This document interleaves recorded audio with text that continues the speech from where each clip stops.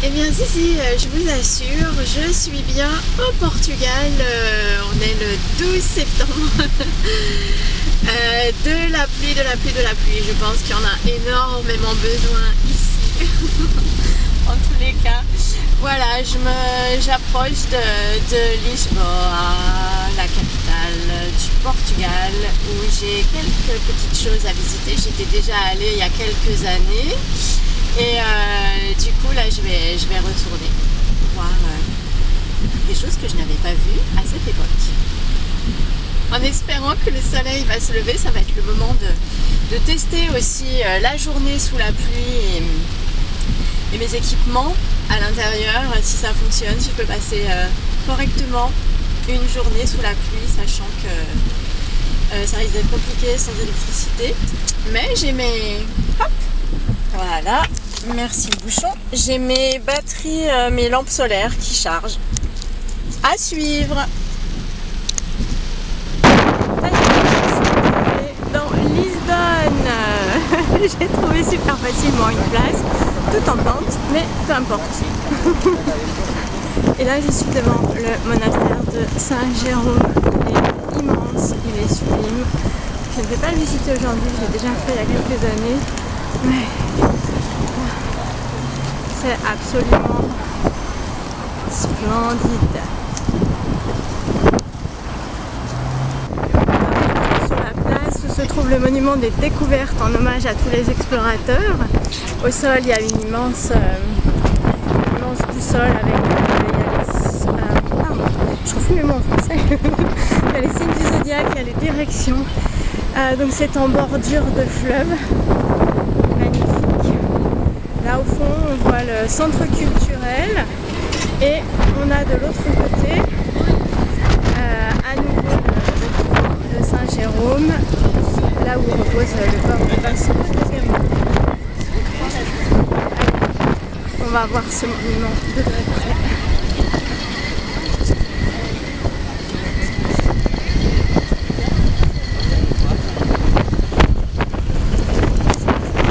Je sais pas si vous m'entendez, mais il y a un vent énorme par contre. Une gratitude infinie. Il n'y a plus de pluie, j'ai juste eu le temps de manger dans le camion.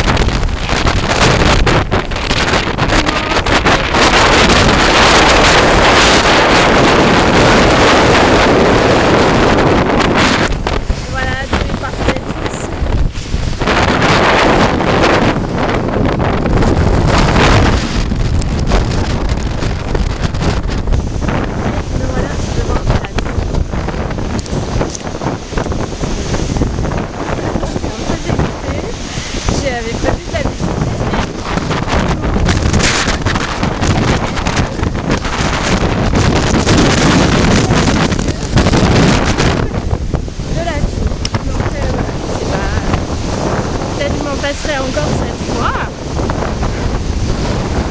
Comme ça, je pourrais revenir. À moins que je fasse le choix de revenir là. À voir. Je vous emmène avec moi.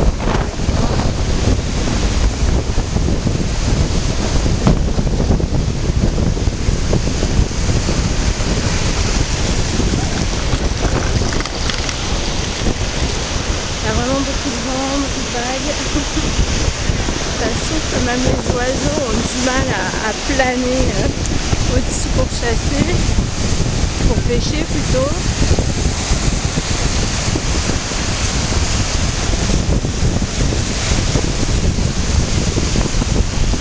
Donc voilà. La tour de Belém qui se situe sur le Tage, le fleuve Tage.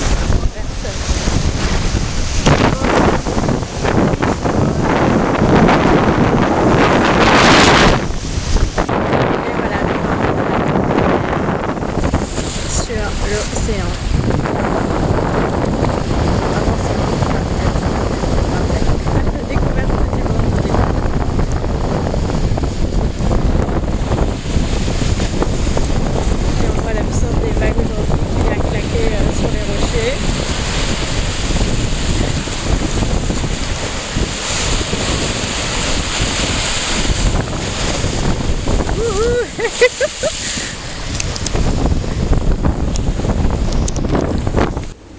Alors je suis toujours à Lisbonne, je suis dans le jardin botanique tropical, un jardin, un arboretum avec des arbres du monde entier qui, si j'ai bien compris, n'a jamais vraiment ouvert. C'était un projet de centre avec des salons de thé, etc. Et puis ça n'a jamais vu le jour.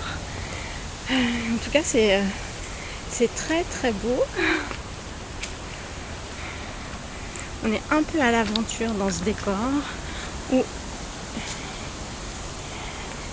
il est très peu connu également des visiteurs. Il y a tout un travail de bassin, d'irrigation qui a été fait.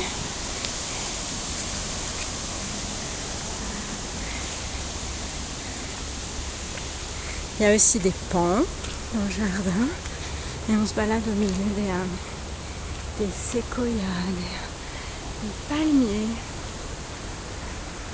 Allez, je retourne par là avec des fleurs magnifiques.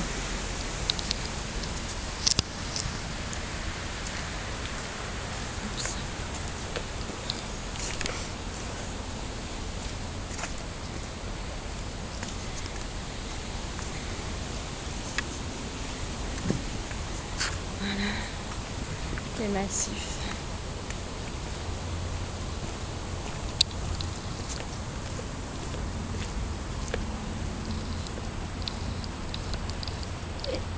Je suis attirée par les toutes petites roches qui sont juste derrière, sur lesquelles je vais terminer. Ah, on arrive à la pagode. Non, je peux pas reculer.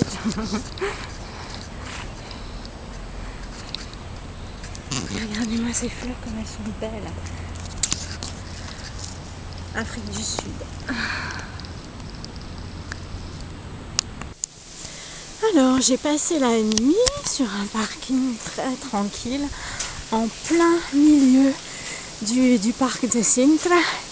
C'est une colline boisée qui est absolument hallucinante. Il y a des palais partout avec des jardins incroyables, totalement féeriques et ubuesques, ouais, complètement démesurés. Et donc j'ai dormi là. Alors il pleut des seaux depuis hier. Du coup je pars malgré tout en excursion. La pluie s'est arrêtée. À la découverte et à l'aventure de quelques-uns, j'espère, de ces palais. Regardez un peu comme c'est beau. La colline de Sintra, ce n'est que ça. Des petites routes en lacets qui montent jusqu'au sommet. Toutes les périodes de l'histoire ont construit châteaux, palais du gouvernement et puis palais privés. Et on est dans la forêt. Alors bon, le ciel n'est pas bleu, mais ça donne un vert magnifique. Et c'est vraiment apaisant. C'était même au départ un lieu de tradition celtique sur cette colline. Je continue jusqu'au château de Muros. Je suis dans le centre historique de Sintra. Et voilà le genre de mélange de maisons qu'on peut trouver. J'adore.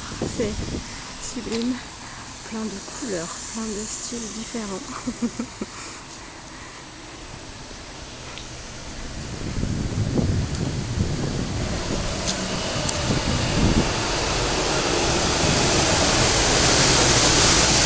Toujours avec des azulejos, azulejos.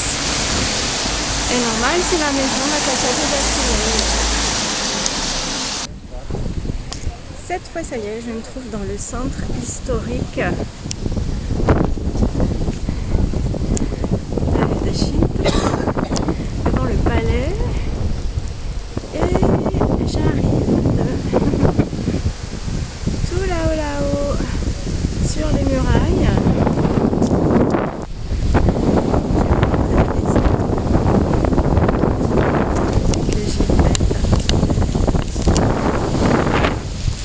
À travers la forêt à pic.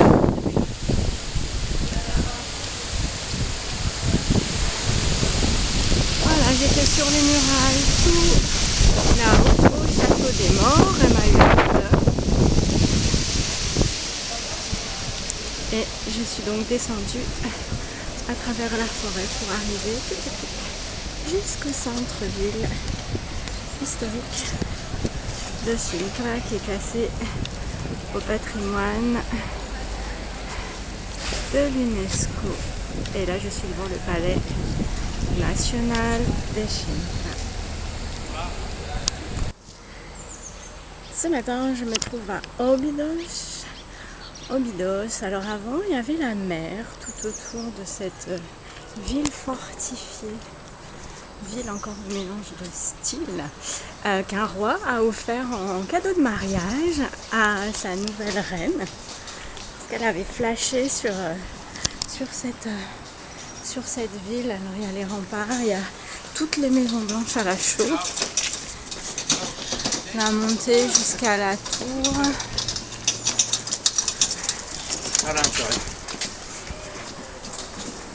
Et voilà, toutes les belles maisons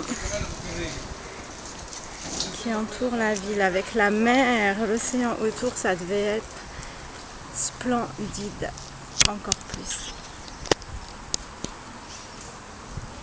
Donc là je suis au pied des remparts et très chouette, il y a tout un aménagement qui est fait comme s'il y avait un village moyenâgeux. Il doit se passer plein de choses, de tavernes, d'animation les week-ends ou tout au long de l'année.